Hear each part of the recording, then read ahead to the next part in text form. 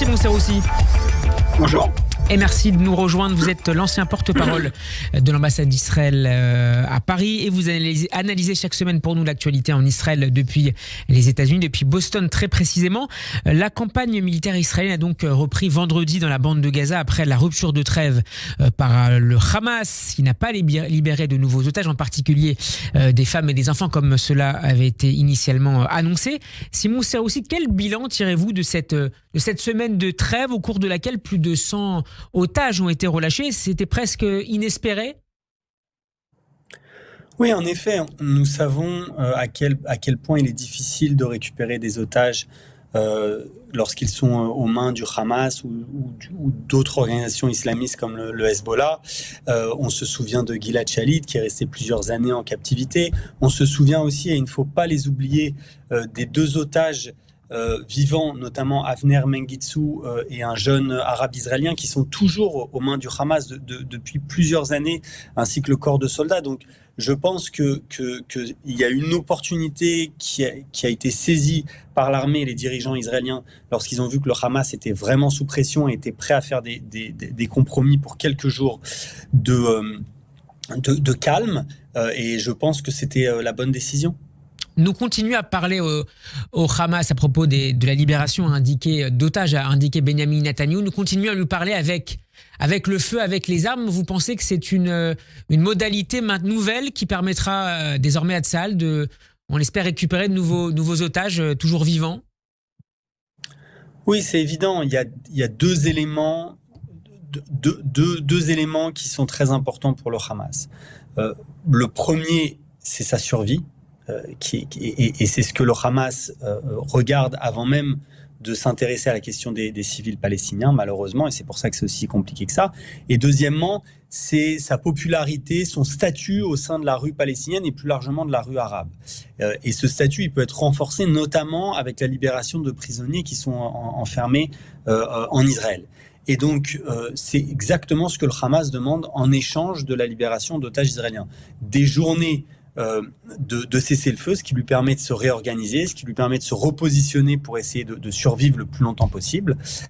Et deuxièmement, de libérer des prisonniers afin de renforcer son statut dans la rue palestinienne, la rue arabe, ce qui permet aussi d'augmenter la pression sur Israël. Il faut le rappeler, la pression du monde arabe et plus globalement de la communauté internationale. Et cette pression, elle pourrait raccourcir du même coup la capacité d'intervenir Israël sur le temps long? Est-ce qu'on évoque côté israélien quelques semaines encore, ou est-ce que ça pourrait durer beaucoup plus longtemps? Est-ce que Israël bénéficiera toujours du crédit, selon vous, notamment de la part des États-Unis, pour agir pour, en particulier, détruire le Hamas?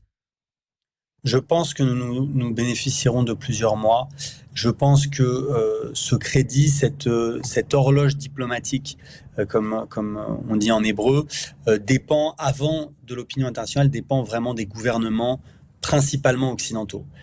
Et je pense qu'il y a quand même un large consensus aux États-Unis, c'est évident, mais aussi dans beaucoup de pays européens, même si on commence à entendre des critiques, notamment venant de la France.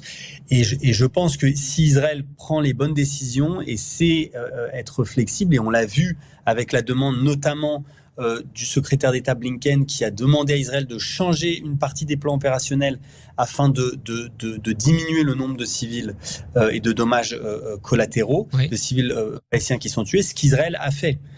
On a vu un changement opérationnel ces derniers jours, ce qui permet donc de maintenir ce soutien diplomatique international, ce soutien diplomatique occidental et américain, qui nous donnera le temps nécessaire pour compléter le travail sur le terrain.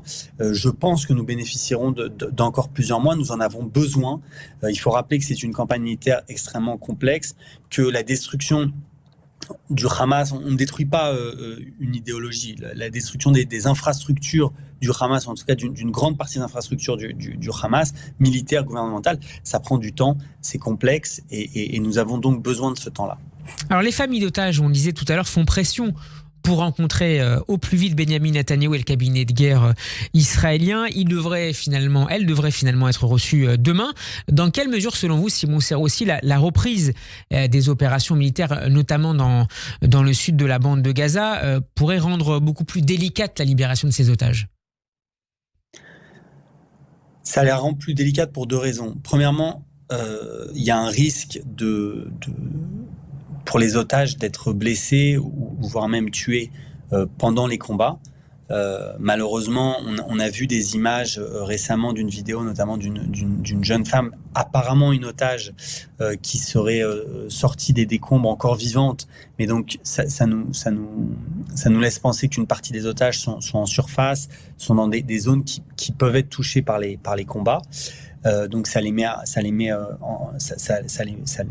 leur vie en danger. Et ça pourrait pousser les soldats sur ce premier point, Simon Serroussi, ça pourrait pousser l'état-major, notamment militaire israélien, à parfois réfléchir à deux fois avant de viser certaines zones. C'est évident. Si l'armée a des informations qui laissent penser que les otages sont dans certaines zones, elle prendra toutes les précautions afin de les garder en vie. Je rappelle que c'est un des objectifs principaux de cette guerre, ramener les otages à la maison. Et le deuxième élément, c'est que maintenant, il va y avoir un certain temps avant qu'on arrive à une deuxième négociation sur la libération d'otages, à une deuxième libération d'otages, parce que l'armée a besoin de temps sur le terrain pour travailler, parce qu'il faut appliquer une nouvelle pression sur le Hamas pour les forcer à changer leur position.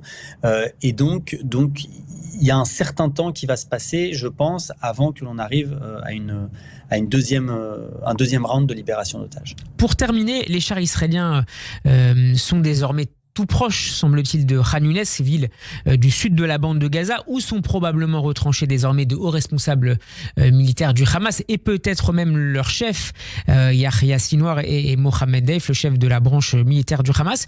Il faut s'attendre à des combats particulièrement difficiles, délicats, beaucoup plus encore que ce qu'on a pu voir pendant la première phase de cette campagne dans le nord de la bande de Gaza. En effet, Khan Younis est vraiment un bastion du Hamas.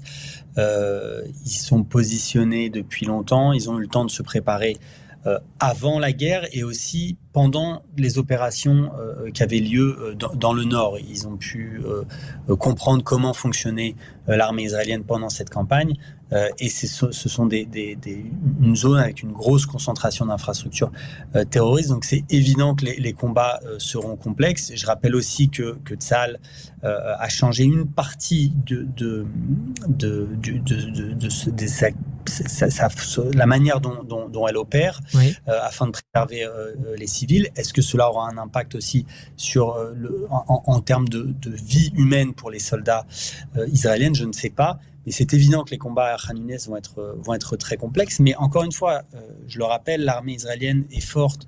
Tsahal a les outils pour mener ce genre d'opération. Nous avons un moral qui est aussi très élevé. Les soldats sont déterminés, que ce soit les soldats qui font leur service militaire ou les soldats de réserve en Milouim. Ils savent que c'est une guerre qui nous a été imposée et qui est presque une question de survie pour l'État d'Israël. Nous n'acceptons plus de vivre avec une telle menace à 70 km de Tel Aviv. Nous devons détruire les infrastructures du Hamas. Et donc, à partir de là, Tsahal fera ce qu'elle doit faire afin de remplir sa mission. Le coût humain pour les soldats, malheureusement, sera important, mais nous remporterons cette victoire et nous remplirons nos objectifs. Merci beaucoup Simon Serroussi d'avoir été avec nous. Je rappelle que vous êtes l'ancien porte-parole de l'ambassade d'Israël à Paris. On peut réécouter cet entretien sur radioj.fr et en vidéo la retrouver sur YouTube. Bon après-midi à vous. Au revoir, merci.